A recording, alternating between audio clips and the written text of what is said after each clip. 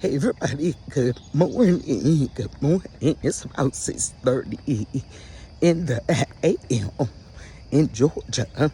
And this is day 3 of my weight loss journey.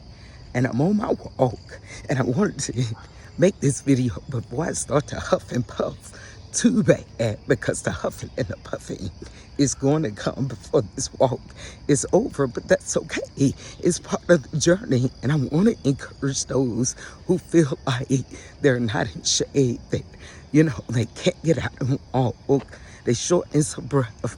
I say do what you can, just move, be mobile, and you'll be surprised how much you can do if you just press, if you just do it. So I wanted to get started before the huffing and puffing. I'm actually walking up here right now, so the huffing and the puffing may get started at any moment now. So that's the huffing and puffing alert that I'm gonna put out there. But I wanna be just open and raw and genuine to my sharing. I'm not trying to mask up this experience, because I want people just like myself to know, yeah, it is a journey, it is a press, it is a push, but it can be done just by making the decision. It can be done by holding ourselves accountable and just getting started, as I shared on a previous video. Today, I think I want to talk about the importance of examining the whys of the root of how did we get here. And everybody's story is different, but I think it's important that everybody be true to themselves and acknowledge exactly how did we get here. And by here, I mean in a health range that you feel like is no longer suitable for you or comfortable for you, or maybe it's starting to impede on your health. But the fact that you want to change it, we've got to look at how do we get here.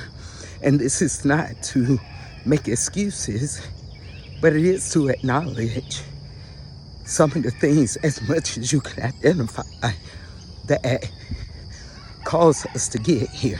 Now we know if we're overweight, or if we're at a higher weight than what we desire to be, obviously we got here by eating more than our body was being able to process to keep us lean and fit. So probably not as much mobility that we needed in order to suffice the amount of intake.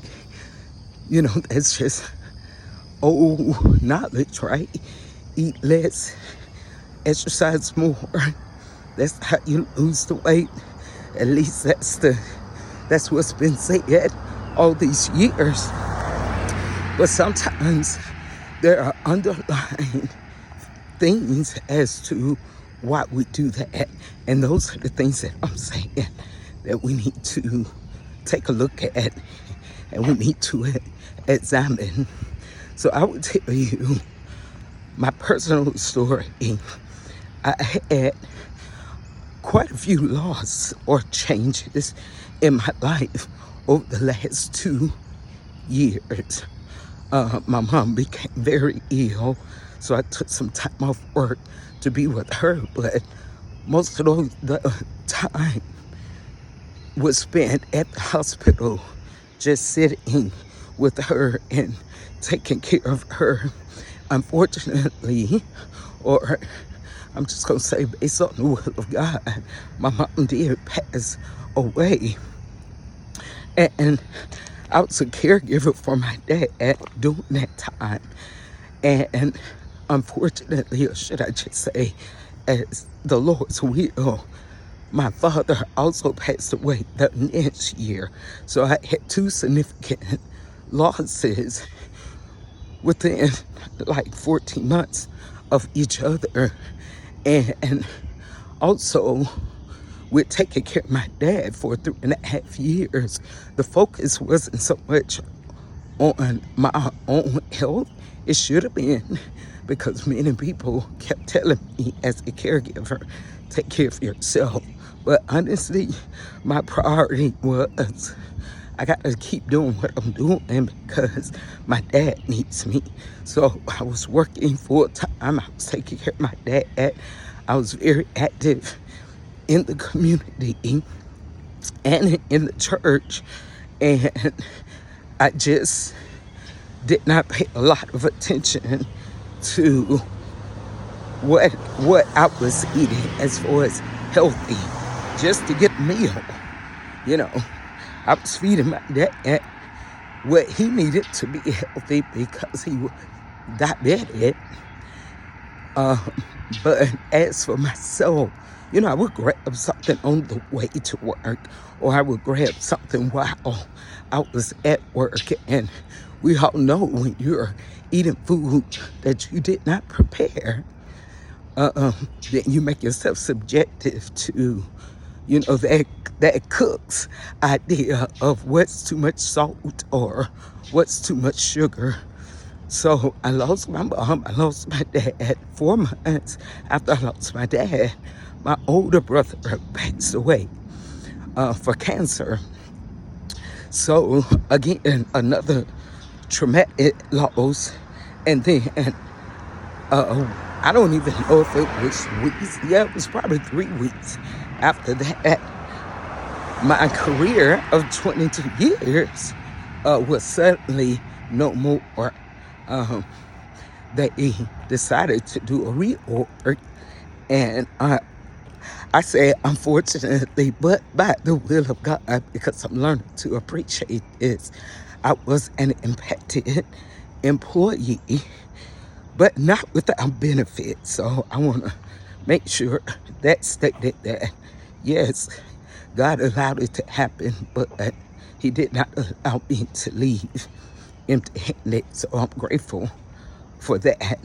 But I want to bring these things up, not because of excuses, but you got to go back and try to pinpoint the time when you stop focusing on what was healthy for you as far as your eating habits and your mobility to match that eating habit, because there may be some things there, traumatic things that you were eating your way through, because we put food around everything, every celebration, every promotion, every birthday, every celebration of other people in your life accomplishment. And you know, you do it for anniversaries, we do it for holidays. We are constantly celebrating around food, even for funerals. You know, it's like we're grieving, and the first thing the family is pulled into doing after burying a loved one is the repast. Let's go back and eat. So, like I said, not making excuses, but until we go back to that point of what shifted that made our eating habits wrong or off scale, we're not going to have that full mind shift to understand what we were doing was really abusive of food, because food was not created to feed our emotions, although we use it for that. Food is to feed the body, to give the body the nutrients that it needs. So again, this morning I just wanted to share that with you, and maybe you would consider going back, looking at what triggered it, so that we can deal with the trigger and find new ways to deal with whatever emotions, whatever traumatic situations we face, so that it gears towards our health and not towards, you know, us being unfit in our body. So that's pretty much what I wanted to share today. That's kind of what was on my mind this morning. Like I said, I'm not a professional at this. I'm just somebody who's I'm just somebody who has decided to take the reins back over my health. And I'm just sharing my journey. And I know, you know, I'm on the path that I need to be on as far as get my health back. So I know consistency is going to help me to meet the goal that I'm reaching for. But I wanted to share the ins and out of this journey. As you can see, it's not just about the walking and the eating, but it's also about clearing the mind and having a shift in the way you think about your life, your health, your intake, your mobility. It all plays a part. And it doesn't take a specialist to see that. Just an ordinary person like me. But then what do you do with it? Once you realize it, you do something about it that's going to get you on the track that you desire to be, like we're doing right now. So continue to join for updates.